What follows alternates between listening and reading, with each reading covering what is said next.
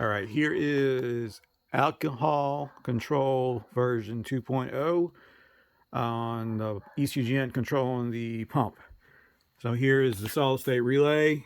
I elected to use a different one, a smaller, more compact one. I've actually moved it up to an existing hole on the core support.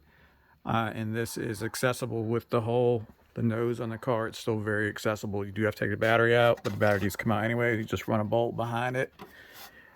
And then it ties in to our plug for the alcohol pump. That's going to be plenty of slack.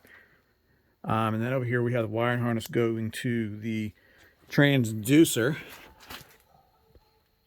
which takes the place of the pressure switch. The pressure switch is, it's just a switch to tell you it makes pressure. Okay, so everything's all wired in as far as the 5 volts, the signal to ground. Same thing here. This is all wired in and then go through there. I will stick some loom through there. And I'll lower it down and I'll show you the top of it. All right, now we're up top and you can see there's the relay. And there's the bolt. It's very easy to put in. And there's the rest of my wires coming through there. It's a little busy right now. I haven't got it loomed up, but I'm going to show you what they are. I mean, that's my ground. This is my ground for the Alky pump and my ground for the 5 volt transducer down there. The battery ground is right there, so I'm pretty sure these guys are good grounds. The other thing with the PWM relay is it needs to have an ignition interrupt. You don't want it to be hot all the time. So this other relay right here is my ignition interrupt. It's from my feed wire to the alcohol pump. So if the solid state relay fails, it's going to fail in an on position. So that means the alcohol pump will run all the time, even with the battery off. We don't want that. That's bad. So we've got to interrupt right there. It's wired in with a fuse right here, as you can see. And of course it has a ground. And then it has a trigger. The trigger, what I use to trigger it is the factory fuel pump relay. Okay, so it's getting its power from the fuel pump injection fuse. It runs all the way down the factory fuel pump relay.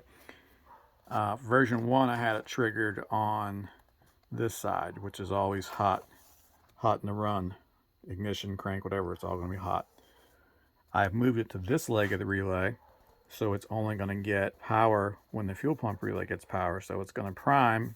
It'll prime the Alky pump when the engine primes, when it starts.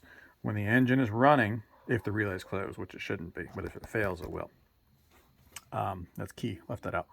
So if the engine starts, then this circuit will give the 12 volts via this leg, because I spliced into it, to that relay.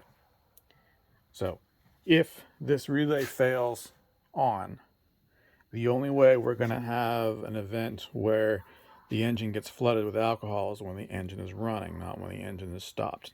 Not hydrolock it, so we'll know. I also have another red wire in here, a little small one, if you can see it. There it is. Okay, this red wire is on the output side of the relay. So if this relay fails in the on position, that little red wire is going to get 12 volts. That little red wire is going to go to the power injection bulb. It's going to work just like a Razor kit. It's going to vary in intensity. And if it fails, it's going to come on. So if you're sitting there at idle and the power injection light comes on, boom, you know it's failed. Okay. So now we're going to look back at the breakout connector. Here's my breakout connector. Up on the top, I have the blue wire, which is the control for the PWM relay right here from the Ecu-gn, which is PWM 3. Then I have the green wire, which is it's just the analog in 3. So I'll have to go in there and repurpose that, and that's going to be my Alky pressure signal, the output from a transducer. And then we're not going to use Spark C, we're not going to use high current 3, so they're open. The next one we're going to use is where the yellow wire is, which is 5 volts. The 5 volt wire is running all the way over there, as you can see, for this transducer on the fuel rail. That also taps in right here to the blue wire, another blue wire, the braided blue, the blue wire with the green wrapped around it. That runs down to the alcohol pressure transducer. Then we have the black wire, which keeping with everything black is ground.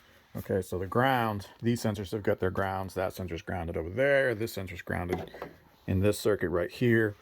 So that ground now is for the alcohol bottle instead of running it over here. Any grounds, it's a sensor ground through the ECU, so I'm assuming the grounds are going to be down in the back of the head over there. That's where it probably would terminate.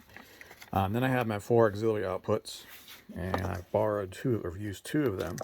The brown one, that's the 12 volts, so that's going to come in on auxiliary white orange, and I will take that white orange and I'll run it over to the bulb for the low alky light, so that will still work per normal.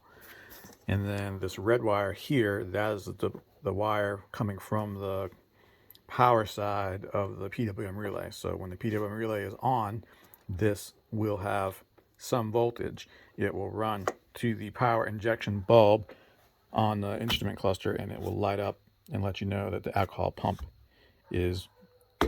has power from the PWM relay.